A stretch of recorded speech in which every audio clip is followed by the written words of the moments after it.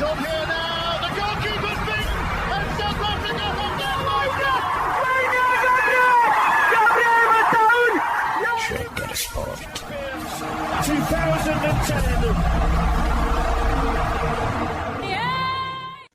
ሰላም ጤና ይስጥልን እንደምናላችሁ የተከበራችሁና የተወደዳችሁ የሸገር ስፖርት ዊዝ አበበ ግደይ የዩቲዩብ ቻናል ቤተሰቦቻችን በያላችሁበት እጅግ አስደሳች ጊዜን እያሳለፋችሁ እንደሆነ ተስፋ እናደርጋለን። መልካሙን ሁሉም ለናንተ እንመኛለን። ታዲያ ይህንን ሸገር ስፖርት ዊዝ አበበ ግደይ የሚለውን የዩቲዩብ ቻናላችንን ሰብስክራይብ አድርጉት፣ የደውል ምልክቱን ተጫኑትና አዳዲስ ፕሮግራሞችን ስንለቅ መልእክት ይድረሳችሁ። ላይክ በማድረግ እንዲሁም ደግሞ ሊንኩን ለሌሎች በማጋራት በተከታዮች ቁጥር እንድንበዛ የምንሰራቸው ፕሮግራሞችም ብዙ ሰዎች ጋር እንዲደርስ የምታደርጉትን ጥረት አጠናክራችሁ ቀጥሉ እንላለን። እስካሁን ላደረጋችሁልን ድጋፍ፣ እገዛ እና እኛን ለማንቃት ለሄዳችሁት ርቀት በሙሉ ምስጋናችን ትልቅ ነው። በጣም እጅግ በጣም አድርገን እናመሰግናለን። ከምን እንጀምር ሳምሪ? ከዛሬ ጨዋታ ብንጀምር ደስ ይለኛል። እኔ ዛሬ አንድ ጨዋታ አለ። አንድ ጨዋታ ሳይሆን 5 ጨዋታ አለ ዛሬ። 4 የአፍሪካ ዋንጫ ጨዋታ አይደለም የአፍሪካ ዋንጫ። አይ ልክ ነው። እኔማ ዘልዬ ዛ ነው የሄድኩት የቦክሲንግ ዴይ። የ4 የአፍሪካ ዋንጫ ጨዋታዎች አሉ ከቀን 9:30 ጀምሮ። ከዛ ደግሞ ማንቸስተር ዩናይትድ ከኒውካስል ዩናይትድ ጋር የሚያደርጉት በጣም በጣም በጣም በጉጉት የምንጠብቀው ጨዋታ አለ። እንግዲህ የማንቸስተር ዩናይትድን እና የኒውካስልን ጨዋታ በተመለከተ እስቲ ሀሳብ መለዋወጥ እንጀምር። እሺ፣ በጣም የሚጠበቅ ጨዋታ ነው እውነት ለመናገር እና ደግሞ ለየት ያለ ነው። በቦክሲንግ ዴይ እንደዚህ አይደለም የለመድ ነው። ከሰዓት ጀምሮ ከ9:30 ጀምሮ ነበር ቦክሲንግ ዴይ ላይ ተከታታይ ጨዋታዎች የምንመለከተው። ዘንድሮ በእንግሊዝ ፕሪምየር ሊግ የቦክሲንግ ዴይ ጨዋታ አንድ ብቻ ነው። እሱም ምሽት 5 ሰዓት ላይ የሚደረገው የማንቸስተር ዩናይትድ እና የኒውካስትል ዩናይትድ ጨዋታ ነው። እንዲሁም ከረጅም ጊዜ በኋላ እንዲሁም በሊጉ ታሪክም ለመጀመሪያ ጊዜ ነው እንደዚህ ሲሆን የሚሉ መረጃዎች አይቻለሁ። አንድ ጨዋታ ብቻ ሲደረግ የሚል ይህንንም አይቻለሁ። ለማንኛውም ግን ይህንን ጨዋታ በተመለከተ የተለያዩ መረጃዎች እየወጡ ነው። ማንቸስተር ዩናይትድ ነው ይህንን ጨዋታ የማሸነፍ ትልቁን እድል የተሰጠው 39.2% ጨዋታውን ያሸንፋል ማንቸስተር ዩናይትድ ተብሏል። በኒውካስትል በኩል ደግሞ ይህንን ጨዋታ የማሸነፍ እድሉ 34.2% ነው ተብሏል። ስለዚህ ትልቁን ድርሻ የወሰደው ማንቸስተር ዩናይትድ ነው ማለት ነው ጨዋታውን ለማሸነፍ። ይሄ አንድ የሚነሳ ነገር ነው። ከዛ በተጨማሪ ግን ማንቸስተር ዩናይትድን በተመለከተ ከኒውካስትል ጋራ በቦክሲንግ ዴይ ያለፉት ጊዜያትን ወደ ኋላ መለስ ብለን ስናስታውስ በተገናኙበት አጋጣሚ በሙሉ 3 ጊዜ ተገናኝተዋል። እነዚህም በሙሉ ማንቸስተር ዩናይትድ ነው ማሸነፍ የቻለው ኒውካስትል ዩናይትድን። ይሄ ያለፈውን ታሪክ የሚያሳይ ነው። ለማንኛውም የዘንድሮውን ጨዋታ በተመለከተ ደግሞ ብዙ ሀሳቦች ናቸው መነሳት የሚችሉት። በነገራችን ላይ ቅድም እንዳልኩት የቦክሲንግ ዴይ ታሪኩ ለማንቸስተር ዩናይትድ በጣም አሪፍ ነው፣ ግን ደግሞ ለኒውካስትል ዩናይትድ ጥሩ አይደለም። ከሌሎች ክለቦች ጋር በተገናኘበት አጋጣሚ ኒውካስትል ዩናይትድ ጨዋታዎችን የማሸነፍ እድሉ በዚህ ቀን ላይ ሲሆን በጣም የሳሳ እንደሆነ መረጃዎቹ ያሳያሉ። ማንቸስተር ዩናይትድ ደግሞ ብዙ ጨዋታዎችን አሸንፏል፣ 22 ጨዋታዎችን አሸንፏል። ኒውካስትል ዩናይትድ ደግሞ 16 ጨዋታዎችን የተሸነፈበት ታሪክ ነው ያላቸው። የአሁኑ ውድድር ግን በተለይ ሁለቱም ባለፈው ሳምንት ላይ ያደረጓቸውን ጨዋታዎች እንድናስታውስ የሚያደርግም ክስተት አለው። ባለፈው ሳምንት ማለቴ ማንቸስተር ዩናይትድ ከኒውካስትል ዩናይትድ ጋራ ጨዋታውን ያደረገበት፣ እንደዚሁ ኒውካስትል ዩናይትድ ደግሞ ከቼልሲ ጋራ ጨዋታውን ያደረገበት ነበረ። በኒውካስትልና በቼልሲ መካከል የተደረገው ጨዋታ ኒውካስትል ዩናይትድ 2-0 በሆነ ውጤት እየመራ ከቀጠለ በኋላ እንደገና 2 ጎል ያስተናገደበትና ጨዋታውን አቻ የጨረሰበት ነው። በጣም አሪፍ ጨዋታ ነበረ። ቅዳሜ ዕለት ቀን ላይ የተደረገ ጨዋታ ነው። ብዙ ሰዎች ወደውታል። ተደጋጋሚ ሙከራዎችና በቃ ለማየት የምንመርጠው አይነት የነበረ ጨዋታ ነው። በማንቸስተር ዩናይትድ በኩል ደግሞ ከአስቶን ቪላ ጋር ያደረገው ጨዋታ ነው። ጨዋታውን ማንቸስተር ዩናይትድ 2-1 በሆነ ውጤት ነበር የተሸነፈው። ግን የሜዳ ላይ እንቅስቃሴው የተወደደበት ነው አንደኛ። ሁለተኛ ይሄኛው ጨዋታ ለማንቸስተር ዩናይትድ የብሩኖ ፈርናንዴዝን ጉዳት ይዞ የመጣ ስለሆነ ለማንቸስተር ዩናይትድ ደጋፊዎች በመልካም መንገድ የሚያስታውሱት አይደለም። ምክንያቱም የብሩኖ ፈርናንዴዝን ጉዳይ ባለፉት በፕሮግራሞቻችን ላይ በተከታታይ ስናቀርብ ነበር፣ ምን ማለት እንደሆነ ለማንቸስተር ዩናይትድ እና አለመኖሩ እንዴት እንደሚጎዳ የተመለከትንበት ጨዋታ ነው። ለማንኛውም ግን ከተጫዋቾች አስተላለፍ ጋራ በተያያዘ ከአሞሪም ማስተያየት ጋራ በተያያዘ ጨዋታው ላይ የሚጠበቁት ነገሮች ምን ማለት ነው የሚለውንም እየተወያየን እንቀጥላለን። መልካም። የመጀመሪያው ነገር አሁን ያነሳሻቸው ነጥቦች በሙሉ አሪፍ ናቸው፣ የእውነት አሪፍ ናቸው። ግን አንዳንድ ጊዜ ነገሮች በትላንት ስሜት አይቀጥሉም፣ ብዙ ነገሮች ስለሚቀያየሩ እኔ መጀመሪያ ብንነጋገርበት ጥሩ ነው ብዬ የማምነው ማንቸስተር ዩናይትድ ቤት ለውጥ አለ፣ የእውነት ለመናገር ለውጥ አለ። ይህንን እንድል ያስገደደኝ አሁን በመረጃዎችሽ መካከል የተናገርሽው በስንት ጨዋታዎች ነው ማንቸስተር ዩናይትድ ለሁለተኛ ጊዜ ተሸነፈ? ያን ነው አንዴ በኤቨርተን ተሸነፈ፣ ከብዙ ጨዋታዎች በኋላ እንደገና በአስቶን ቪላ ተሸነፈ። እነዚህ ሁለት ሽንፈቶች የመጡት በ10 ጨዋታ ውስጥ ሊሆን ይችላል ወይ በ11 ጨዋታ ውስጥ ሊሆን ይችላል። በ11 ጨዋታ ሁለቴ መሸነፍ የማንቸስተር ዩናይትድን አምና የማንቸስተር ዩናይትድን ካቻ አምና ላስታወሰ ለአሞሪምና አሁን ላሉት ተጫዋቾች ክብር ይሰጣል። ያ ማለት የአሞሪም የጨዋታ ሀሳብና የማንቸስተር ዩናይትድ ተጫዋቾች በተግባቦት እየቀጠሉ መሆኑን ያሳያል ማለት ነው። ይህንን ያሳያል፣ ይህንን በደንብ አድርጎ ያመላክታል። ይህንን ካልን ማንቸስተር ዩናይትድ ከውጤት አንጻር በ11 ጨዋታ ሁለቴ ስለተሸነፈ ብቻ አይደል። ማንቸስተር ዩናይትድ አምና ማንቸስተር ዩናይትድ ካቻ አምና በተለይ አምና ከነሐሴ አንስቶ እስከ ህዳር ድረስ በተለይ ካቻ አምና ደግሞ የኤሪክ ቴን ሃግ ሙሉ የውድድር ዓመት በነበረበት ጊዜ ማንቸስተር ዩናይትድ የሚያሸንፋቸው ጨዋታዎች እንዳሉ ሆነው የሚሸነፍባቸው ጨዋታዎችም ግን ነበሩ። ግን ሲሸነፍም ሲያሸንፍም በድል ደስ መሰኘት እንዳለ ቢሆንም ግራ በመጋባት ውስጥ ነው። ግን ምንድን ነው ሀሳቡ ይላል። ግን ምንድን ነው ሀሳቡ፣ ሰውየው ምንድን ነው የፈለገው የሚለው ጥያቄ ሲጠየቅ መደበኛ የእግር ኳስ ተመልካቾች ዝም ብሎ ኳስን የሚያዩ ኳስ ስለሚወዱ ብቻ የሚያዩ ሙያተኛ ያልሆኑ የእግር ኳስ ሀሳብ ዙሪያ የእግር ኳስ ስልጠና ዙሪያ በእግር ኳስ ጨዋታ ዙሪያ ስልጠና ያልወሰዱ ግን የሚያዩ አይተው የሚደሰቱ አይተው የሚገባቸው ሰዎች የሚሰጡት የሚጠይቁት ጥያቄ ብቻ አይደለም። እግር ኳስን ተጫውተው ላለፉ ሰዎች ሀሳቡ ረቂቅ ቢሆን ኖሮ ለእነሱ ይገባ ነበር። ቢያንስ እነሱም ግራ ይጋባሉ። ምንድን ነው ቲንኪንጉ ይላሉ። የማንቸስተር ዩናይትድ መሸነፍ ማሸነፍ አይደለም ለእኔ በጣም ፔንፉል የሚሆነው። ምክንያቱም ማንቸስተር ዩናይትድ ከመሸነፍ ከመቸገር የሆነ ቀን ይወጣል። ማንቸስተር ዩናይትድ ግን ሜዳ ላይ የሚያደርገው ነገር ግራ ጋብቶች ስትነጋገርበት ግን ዛስ ፔንፉል ለዩናይትድ ደጋፊ ማለት ነው። አሁን ይሄም ተቀይሯል። አሞሪም ሜዳ ላይ ምን እያደረገ ወይም ምን ለማድረግ እየሞከረ እንደሆነ ከተጫዋቾቹ የሜዳ ላይ እንቅስቃሴ ማንም አይቶ ይገባዋል። መለወጥ ማለት ይሄ ነው። ከ11-2 ስለተሸነፍሽ በደረጃ ሰንጠረዡ 7ኛ ስለሆንሽ በሚቀጥለው የውድድር ዓመት በአውሮፓ ቻምፒዮንስ ሊግ የሚያስገባ ውጤት ስለምታመጪ ምናምን ብቻ አይደለም። መለወጥ ማለት ሜዳ ላይ ሰው ይውደደውም አይውደደውም፣ ይስማማበትም አይስማማበትም፣ ይሻላል ሊበልም ይቃወመውም መብቱ ሆኖ ነገር ግን ማድረግ የፈለግሽው ነገር ገብቶናል። አንገቱ እንደተቆረጠ ዶሮ አይደለም። ማንቸስተር ዩናይትድ የሚያደርጉትን ያውቃሉ። የሚያደርጉት ነገር ላይ ግን ልስማማም ላልስማማም እችላለሁ። ሊያደርጉ ያሰቡት ግን ይገባኛል። ለሚያደርጉት ነገር ግን ስም አለው። አሁን እንዲህ እኮ ነው ማድረግ የፈለገው የሚል ስም አለው።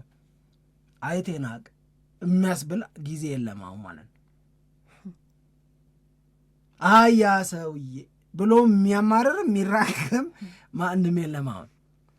ገባሽ እምልሽ ስም አለው። አሁን ማንቸስተር ዩናይትድ ሜዳ ላይ ማድረግ የሚፈልገው ነገር ስም አለው። ይዘው የሚገባው ነገር ስም አለው። የተወሰነ ደቂቃ ከተጫወቱ በኋላ አስፈላጊ ሲሆን የሚቀይሩት ነገር ስም አለው። ሜዳ ላይ የሚያጋጥማቸውን ነገር ተከትሎ የሚቀይሩት ነገር ስም አለው። በቃ የሆነ አንድ የሆነ ማንንም የሚያግባባ ነገር ይዞ የሚቀርብ ማንቸስተር ዩናይትድን ፈጥሯል። አሞሪም ክሬዲት ነው። በዚህ ስም ባለው ነገር ነው ማንቸስተር ዩናይትድ ሲሸነፍም እየተሞገሰ ያለው። በነገራችን ላይ ማንቸስተር ዩናይትድ በአስቶን ቪላ ተሸንፎ ተወቀሰ፣ እንደ ውርደት ታየ፣ የማይረቡ ሲባል ሰማን። ደስ ይላሉ ግን አላሸነፉም እንጂ ነው እኮ የተባለ። ያንን አስቶን ቪላ ምን ነው አላየ ነው ደግሞ ተባለ። ከአርሰናል ጋር ያየነውን አስቶን ቪላን ከማን ዩናይትድ ጋር ሲጫወት ለምን አጣ ነው ተባለ። ይሄ ትልቅ ነገር ነው ለእኔ ነው የምልሽ። ይሄንን ያነሳውበትን ምክንያት ግን አብራራ ብባል ማብራራው ኒውካስል ከእነዚህ ትልልቅ ከምንላቸው ክለቦች ጋር ሲጫወት አደገኝነቱ ይጨምርብኛል። ለእኔ ፍላጎቱ በጣም ፒክ ያደርጋል፣ አግሬሲቭነሱ በጣም ፒክ ያደርጋል፣ ዛር ሞር ኢነርጄቲክ ይሆናል። ይሄንን ቨርስስ ሲቲ ቨርስስ አርሰናል ኢቨን አርሰናል ሊቨርፑል ጋር አይተነዋል። በደንብ ነው ያየነው። ኦኬ ስለዚህ ያልሽ እንደሆነ ስለዚህ እንደነዚህ ባሉ ጨዋታዎች ላይ ማንቸስተር ዩናይትድ በደንብ ፐርፎርም ማድረግ ጨዋታው የሚፈልገውን ነገር ይዞ መቅረቡን መቀጠል አለበት። ዛሬ ሊቨርፑል አርሰናልን አሸንፎታል። ማንቸስተር ዩናይትድ ሊቨርፑልን እንዴት እንዳሸንፈው እናስታውሳለን። እነዚህ ትልልቅ የምንላቸው ጨዋታዎች ላይ ከቼልሲ ጋር ማንቸስተር ዩናይትድ ቆንጆ ነበረ። ታስታውሻለሽ? በጣም አሪፍ ነው። ዩናይትድ ከትልልቅ ክለቦች ጋር በጣም ተዳክሟል በተባለበት ጊዜ በሙሉ ጥሩ ነገር ነው የሚያሳየው። ያ እንደውም እንደ አንደኛ እንደ ጥንካሬ ይወሰዳል፣ ሁለትም እንደ መወቀሻ ደግሞ ይወሰዳል። ለምሳሌ ክሪስታል ፓላስ 3-0 በሆነ ውጤት በሲቲ ተሸንፏል አይደል? ሲቲን አላደነቅንም እኮ 3-0 ማሸነፉ አሪፍ ነው፣ ግን ሲቲ ላይ የሚታዩ ክፍተቶች ብለን ስንናገር ነበር። ዩናይትድ ክሪስታል ፓላስ ያሸነፈበትን ጨዋታ ብታወጩ ግን ዩናይትድን ነው የምታደንቅ። እንደዚህ አይነት አይደል ለአርሰናል የቸገረውን ለሲቲ የቸገረውን ነገር ላይ ማንቸስተር ዩናይትድ የሆነ ነገር ይዞ ይመጣል። ደግሞ ለማንም ሊቸግር የማይገባውን ደግሞ ሲቸገር ደግሞ ልታዩ ትችላለች። አሁን ከኒውካስል ጋር ሲሆን በአንድ በኩል እንደነዚህ ያሉ ትልልቅ ጨዋታዎች ላይ ማንቸስተር ዩናይትድ አመሉም ፍላጎቱም ጥንካሬውም ጥሩ ነው የሚለው ነው ያለው። ግን ኒውካስል ዩናይትድ ያስፈራኛል። ልክ ነው። በትልልቅ ጨዋታዎች ላይ እስካሁን ድረስ ተሸንፏል አውቃለሁ።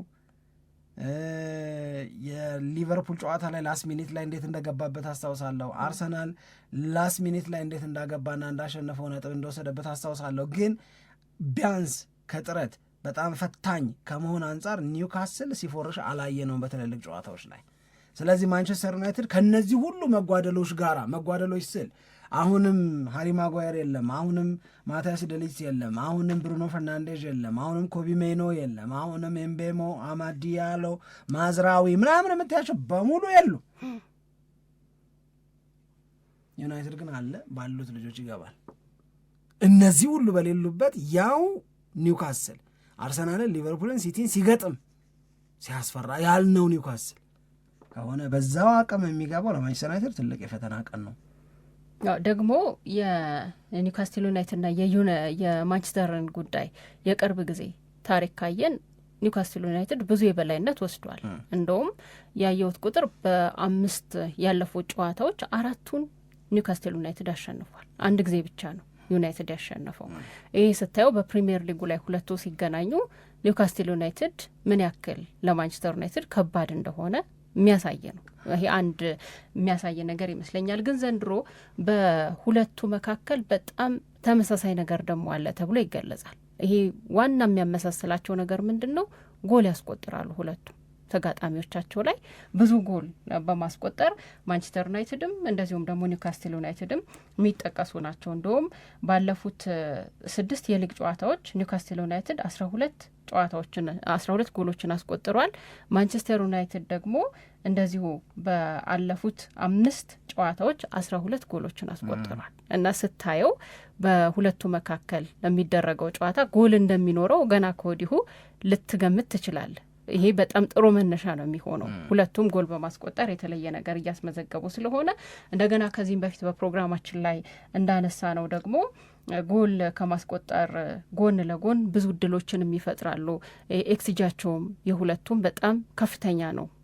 ኤክስፔክትድ ጎል በዚህኛው የውድድር ዓመት ባደረጓቸው ጨዋታዎች ላይ በጣም የተለየ ነገር እያስመዘገቡ ነው የሚገኘው። ስለዚህ አንድ የሚያዝናና ጨዋታ ይሆናል ብለን እንድንገምት የሚያደርግ ይመስለኛል። ብዙ ጥንቃቄ የሚኖረው ይሄ በታክቲክ የታጠረ ምናምን አይነት ጨዋታ ይሆናል ብለን እንዳናስብ የሚያደርጉ የቁጥር መረጃዎች ይመስሉኛል። እነዚህ በደንብ የሚያዝናና ነው የሚመስለኝ እኔም ሳስበው። ግን አሁን የአንድ እዚህ ላይ መነሳት ያለበት በዘንድሮ የማንቸስተር ዩናይትድ ጉዳይ ላይ አስተያየት ስንሰጥ በጣም በተደጋጋሚ ያነሳ ነው ያለፉት ዓመታት ማንቸስተር ዩናይትድ አሁን ኒውካስል ዩናይትድ ወስዶበት የነበረውን አይነት የበላይነት ብዙ ክለቦች ወስዶበታል። ከማንቸስተር ዩናይትድ ሊወሰዱ ይገባቸዋል የማንላቸው ጭምር ማለት ነው። ለምሳሌ ከብራይተን ጋር ሲጫወት ብራይተን ኤንድ ሆቭ አልቢየን ባለፉት ዓመታት ማንቸስተር ዩናይትድን ይህን ያህል አሸንፎት ማንቸስተር ዩናይትድ ግን ማሸነፍ የቻለው ይህን ያህል ብቻ ነው ብለናል። ከክሪስታል ፓላስ ጋር ሲጫወት ክሪስታል ፓላስ ማንቸስተር ዩናይትድን ባለፉት ዓመታት 5 ገጥሞ 4 ያሸነፈው ማንቸስተር ሲቲ ማን ነው ክሪስታል ፓላስ ነው ምናምን ብለናል። ታስታውሽ ከሆነ ሊቨርፑልን ባለፉት 10 ዓመታት አላሸነፍም ብለናል። እንደነዚህ ያሉ ታሪኮችን እያስተካከለ የመጣበት ዓመት ማለት ለማንቸስተር ዩናይትድ ዘንድሮ ነው። ሊቨርፑልን ከ10 ዓመት በኋላ አንፊልድ ላይ ለመጀመሪያ ጊዜ ያሸነፈ፣ ክሪስታል ፓላስን እንደዛው። እንዲህ እያልን ስንመጣ እነዚህ የመቸገር የነበሩትን ዓመታት የመቸገር የነበሩትን ጊዜያቶች ማንቸስተር ዩናይትድ አቅም በፈቀደ መልስ እየሰጠ ያለበት የውድድር ዓመትም ጭምር ነው። ሁለቱም ጎል ያገባሉ። ቮልት ሜድ ለምሳሌ ጎል ያገባል ራሱም ላይ ሰውም ላይ ምን ነው ልክ ነው። እንደውም በዚህ ጨዋታ ላይ በቃ በጎልተው ይወጣሉ ከተባሉ ተጫዋቾች መካከል በኒውካስትል ዩናይትድ በኩል ኒክ ቦልትሜድ አንደኛው በጣም አሪፍ የፕሪሚየር ሊግ ጅማሬ ነው። ጥሩ ግዢ ነው ደግሞ ያደረገው። እንደገና ሞኝ ነው የሚመስለው ግን ስራውን ይሰራል። በጣም ምንም ስለሆነ ረጅም ነው ግን በደንብ ነው በቃ ኒውካስትል ዩናይትድን እያገለገለ ያለው እስካሁን ድረስ። ደግሞ በጣም ወደውታል። በጣም ይወደዳልም ደግሞ አንደኛ እንዴት እንደተገዛ እናስታውሳለን። ኒውካስትል ዩናይትድ ምን አይነት ሁኔታ ውስጥ እንደነበረ ከአሌክሳንደር አይዛክ መውጣት ጋር በተያዘ ማለት ነው። እና አገልግሎቱ ደግሞ በአጋጣሚ ጥሩ ሆነ። ይሄ ፕሪሚየር ሊጉን ለመላመድ እንደነ ዮኮሬሽ እንደነ ሼሽኮ ምንም የፈለገው ነገር የለም። ቶሎ ነው ፕሪሚየር ሊጉን የተላመደው። እስካሁን ድረስ 7 የፕሪሚየር ሊግ ጎሎችን አስቆጥሯል። ይሄም አንድ የእሱን ጥንካሬ በተመለከተ የሚያሳይ ነው። ከዛ በተጨማሪ እንደውም ጀርመናውያን በፕሪሚየር ሊጉ ከዚህ በፊት የአጥቂ መስመር ተጫዋቾች ሆነው የተሻለ ነገር ማድረግ ከቻሉት መካከል እና ብዙ ጎል በመጀመሪያ የውድድር ዓመታቸው ላይ ማስቆጠር ከቻሉት ጀርመናውያን መካከል 4ኛ ደረጃ ላይ ሁሉ መምጣት የቻለ ነው። ስለዚህ ለኒውካስትልም ለሱም በጣም ጥሩ ጊዜ መሆኑን ማንሳት እንችላለን እና በኒውካስትል ዩናይትድ በኩል ጎልተው ይወጣሉ ተብሎ ከሚጠቀሱት ተጫዋቾች መካከል አንደኛው ይሄ ነው። ከማንቸስተር ዩናይትድ በኩል ደግሞ በጣም ትልቅ ኃላፊነት አለበት ብዬ የማስበው ማቲያስ ኩኛ ነው። ልክ ነው። ምክንያቱም ቅድም እንደተናገር ነው ማንም የለም ምንለው አይነት ነገር ነው። ስፔሻሊ ትልልቅ ኃላፊነቶችን መሸከም የሚችሉ ኤክስፔሪየንስ ያላቸው ተጫዋቾች በአብዛኛው እዚህ ጨዋታ ላይ የሉ። አሁን ሃሪ ማጓየር መኖሩ እኮ በጣም ትልቅ ጥቅም ያለው ተጫዋች እኮ ነው። ትልቅ ልምድ ያለው ተጫዋች ኳሶችን እንደዚህ ወደ ጎልነት መቀየር ላይ ያግዛቸዋል። ሊደርሺፕ ላይ ያግዛል። ምንም ዲፌንዲንግም በጣም ጥሩ ነው። ግን የእሱን ልምድ ደግሞ የሚገኝበት ጨዋታ አይደለም። ይህ ስለሌለ ምንም ማድረግ አይቻልም። እነ ማቲያስ ደላይት የሉ። ያው የብሩኖ ፈርናንዴዝም ጉዳይ እንደተናገር ነው። ስለዚህ ትልቁ ካዚሜሮ ይመለሳል። ትልቁ ኃላፊነት ማቲያስ ኩኛ ላይ እና እንዳልከው ካዚሜሮ ላይ የሚወድቅ ይመስለኛል ቡድኑን በመምራትም እንደገና ማንቸስተር ዩናይትድም ኦርጋናይዝድ ሆኖ ይህንን ጨዋታ አሸንፎ ለመውጣትም እነዚህ ተጫዋቾች የተለየ ኃላፊነት አለባቸው። በተለየ ሁኔታ ጎል ከማስቆጠር ጋር በተያያዘ ከሆነ የምናነሳው ግን የማቲያስ ኩኛ ኃላፊነት የበለጠ ከፍ ይላል። በነገራችን ላይ ማቲያስ ኩኛ ለማንቸስተር ዩናይትድ የመጀመሪያውን ጎል ለማስቆጠር ወደ 12 ጨዋታ አካባቢ ነበር የፈጀበት። አሁን ግን ባክ ቱ ባክ ጎል እያስቆጠረ ነው። እንደውም ካስቶን ቪላ ጋራ በነበረው ጨዋታ ላይ ተጨማሪ ጎል ማግባት ይችል ነበረ፣ ግን ያንን ጎል ሳያስቆጥር ቀርቷል።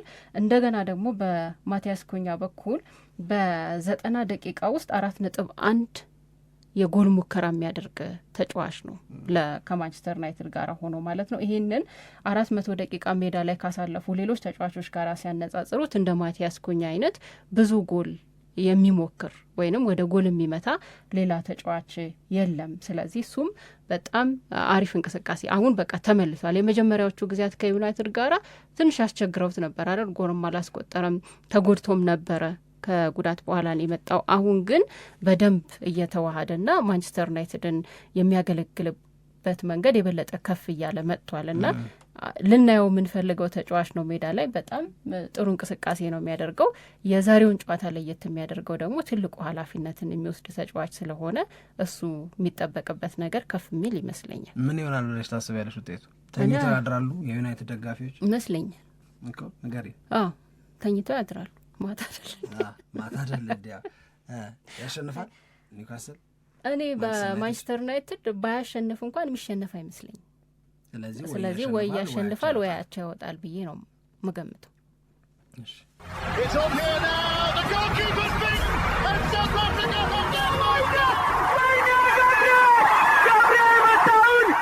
ሸገር ስፖርት